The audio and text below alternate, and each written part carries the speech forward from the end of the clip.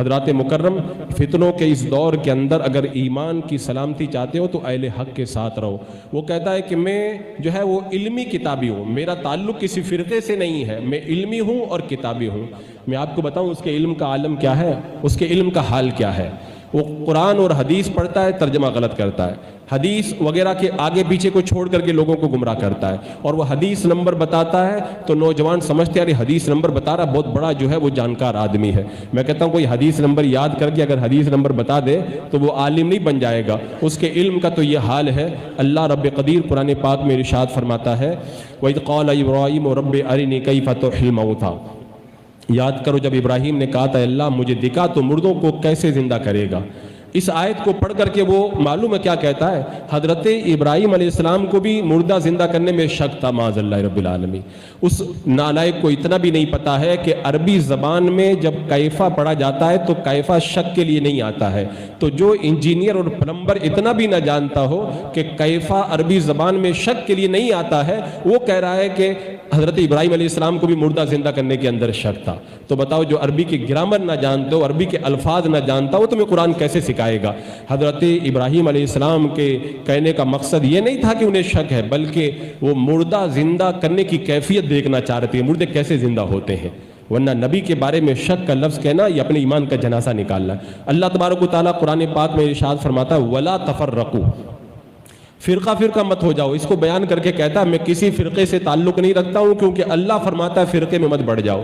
اس کو یہ بھی نہیں پتا ہے کہ علماء نے اس آیت کریمہ کی تفسیر میں بیان کیا کہ رب کے اس فرمان کا مطلب یہ ہے کہ جماعت کے ساتھ رہو، جماعت کو چھوڑ کر کے ہٹ کر کے دوسری طرف مت چلے جاؤ۔ تو جماعت کو مضبوطی سے پکڑنے کا اللہ نے اس آیت کریمہ میں حکم دیا، اور اسی آیت کو پڑھ کر کے کہتا ہے میں کسی فرقے میں نہیں جاؤں گا، اللہ نے فرقے میں جانے سے منع کیا ہے۔ یہ اس کی علمی حیثیت کا عالم ہے۔ ایک جگہ رب تبارک و تعالیٰ قرآن مقدس میں ارشاد فرماتا ہے اتخذوا احبارهم ورهبانهم اربابا من دون اللہ۔ اس کا ترجمہ کر کے کہتا ہے کہ اللہ تعالیٰ نے فرمایا انہوں نے اتخذوا احبارهم ورهبانهم، اپنے راہبوں اور اپنے علماء کو رب بنا لیا، اور کہتا ہے یہ شرک ہے رب بنانا۔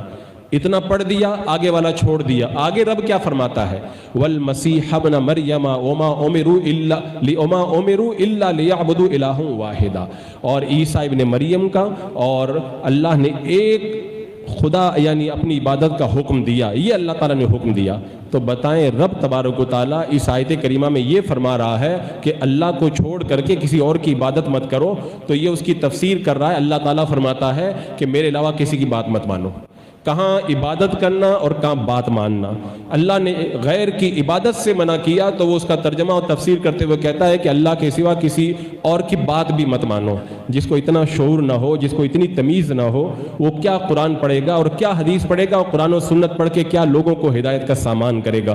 حضرات مکرم، وہ کہتا میں علمی کتابی ہوں، کتاب دیکھ کر کے، ارے کتاب دیکھ کر کے اگر کوئی علم حاصل کر لے تب تو پھر وہی ہوگا کہ کوئی بھی آدمی جھولا چھاپ ڈاکٹر کتاب لے کر کے کہے گا میں ڈاکٹر ہوں، کوئی بھی کتاب لے کے بیٹھ جائے گا کہ بولے میں بھی انجینئر ہوں، میں بھی جو ہے وہ جج ہوں۔